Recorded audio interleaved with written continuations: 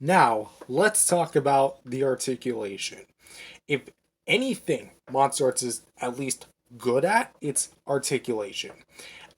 A bit back and forth on it, but let's go ahead and talk about it. First, we have the head, which actually pulls Shin Godzilla and actually has the two top and bottom joints as separate pieces. So you can hinge the top part of the head up and down, and you can kind of hinge the bottom part up and down. So when you actually like open it up like really wide, you can actually kind of get it to like, because the membrane's connected to the top part, you can kind of get it to like get like a webbing like effect. And when you actually close it, it looks rather seamless. However, I must warn, this happened to me literally the other day. There's a thick piece of plastic that's connected to the bottom jaw. It doesn't just stop here; it actually keeps going and leads into the whole joint that's holding these two parts together. And because of that, it slides in and out. And if you try looking up with this signature hinge, don't do that. Don't try and push it because otherwise it'll actually start overlapping against this and you're going to have to like try to get that unstuck. And I was worried that I was going to break this as soon as I found it, and like it was just such a pain. And thankfully I got it all good and working again, so do not do that. Speaking of the joint, you have one big ball joint that's able to rotate all the way around and such, and it's connecting the two hinges, as you can see. Um, okay, I was worried that it actually happened again there. Thankfully it didn't. But there's actually this piece, which is not another joint, but is actually free floating, and we'll get to it when we get to the accessories. And there's another segment which kind of like leads into the shoulders. It's not at the shoulders, these are the shoulders, but like right here at the base of the neck where it meets the shoulders, kind of like at the nape area, where it kind of gives a bit more movement. So using these multiple joints, you can actually get some decent poses, look really far down, decently far up, look to the left, to the right, so you can get another view at that. So it looks pretty good. And it is also worth noting that we have a free-floating chest piece that kind of like folds in, folds out, and you can kind of see when you move this like big nape area, it kind of like goes in and out of the socket a little bit. So when you actually go to like do an ab crunch, which there's cut here and here, you can kind of get you can kind of get like a good pretty good hunch. Nothing like too spectacular, which is weird because he's a hunched over Godzilla. But it's kind of worth noting that this part of it is in fact like free floating, so it kind of creates like a much more seamless look. So not that much gaps. Shoulders are on ball joints, so you can have this big thick section here that kind of behaves like the NECA 1994 Godzilla, where it has one big ball joint and then it kind of leads over into a kind of like another ball joint here at the bicep, so you can kind of continue with that forward and back, all that good stuff. Uh, I think these are also ball joints, or they could also be swivel hinges inside the socket, so you can kind of go forward and back with that. Not too much range, but you can kind of go straight out about that bar, go for bend in about that bar, and can kind of rotate. Swivel hinge, actually no, ball joints, dual ball joints here at the wrist. You have one here and one in here, and you can kind of like get it to rotate, and then he kind of rotate it this way, although that way his hand would be broken. Although given his reality warping abilities, he would have the ability to do that. So that's a neat touch. It's like that on both sides. Talking about the legs, bit finicky. They are on the classic barbell style ball joints. However, there's a big free floating piece that can be an advantage or a disadvantage.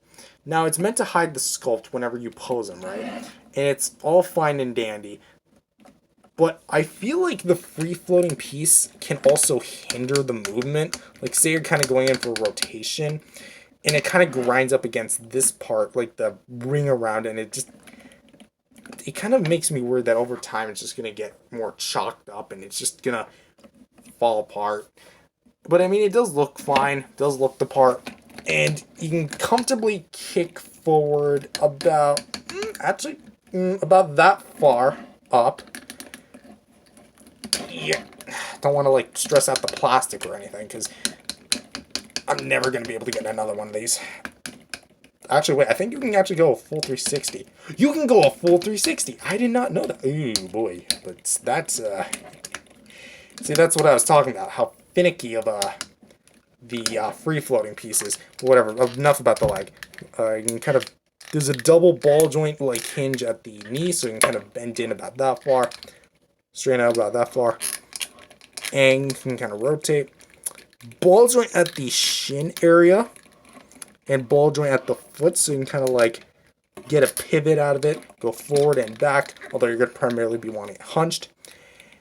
Then the tail, the most troublesome tail I've ever had on a Godzilla figure. I thought 2001 had a problematic tail with how much it popped off. This doesn't pop off, but it has a way different problem. How ridiculously long this thing is. I count 17 segments from bottom to the tip. And it is true that this thing can hold a pose. In fact, bringing my camera out a little bit so you can kind of see the tail in full, you can actually get some pretty gnarly poses out of this thing. Like, especially like laying it flat, curving it up if you really wanted to. And this tail is just probably the most expressive. So what seems to be the problem? This thing can't even support its own weight. So over time, this Godzilla is probably like going to be drooping like insanely, because I know MonsterArts isn't necessarily the tightest as far as like the tail quality goes, but again, all of these are ball joints, and it goes right up until this tip right here, right where my thumb is. That's the last segment.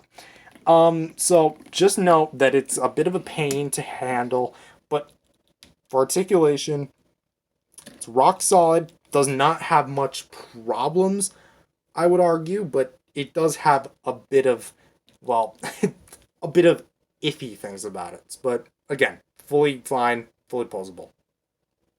Next, let's talk about accessories. And he kind of comes with some stuff. He has the Jet Jaguars that appear in the show.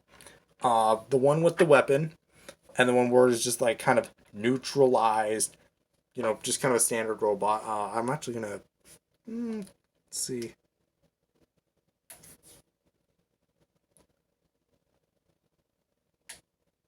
A little dark. Yeah, I know. There we go. I think this is the best way we're gonna look at them. They're not painted, but they're actually really well sculpted. I like what they did here. But again, I feel like they should have painted this. Now, I get that they are tiny little figures, but they have painted smaller things before in the past, like the tiny little Godzilla Phileas that comes with the Godzilla Earth from a few years back.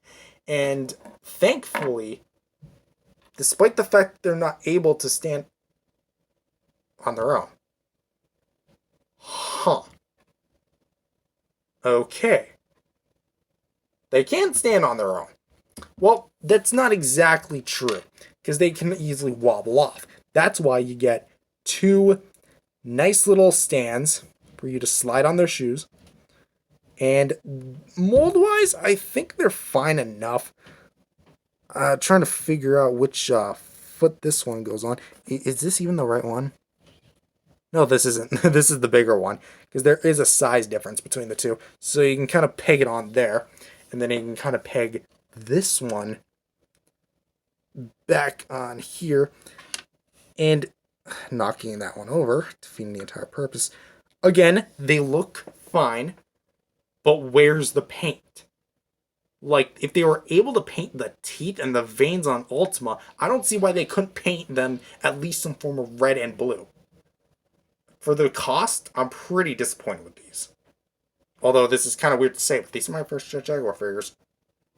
And now back to our regularly scheduled lighting conditions.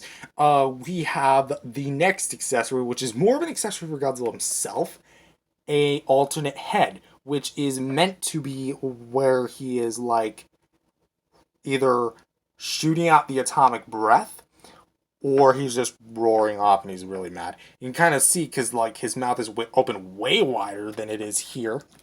Because if you try to open it up, it still doesn't match and kind of like Orga him, kind of eat his own face.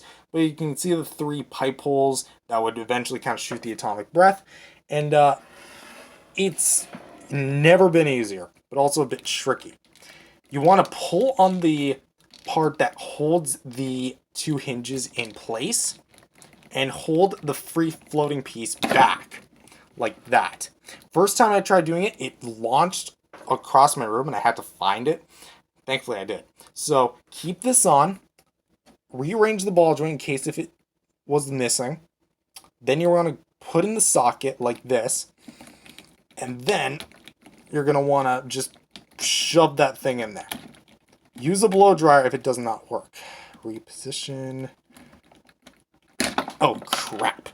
Oh boy. And I managed to peg it on, but you basically get the point. If you're having a hard time like I was, use a blow dryer. It's like late o'clock at night, so I'm not going to do it right now. But this is great. I like what we have here. And I like the fact that Godzilla, his head, it's like sculpt and paint-wise, is pretty much near identical to this. And while the Jet Jaguars and this alternate head are cool, where's the beam? You're telling me we get an alternate head to fire the atomic breath, but no beam effect. $120-$30, I think this thing was at retail, gives you a head and a mini jet Jaguars, but no beam effect. The Funko Pop was $10 and gave you a beam effect. In fact, actually, how does it look with it? Not the best. Actually, this doesn't look that bad. But this should have came with an atomic breath. But for the accessories it does come with, take it or leave them.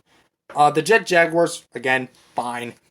The Godzilla head, all pretty good, pretty sweet. But the beam, we needed a beam.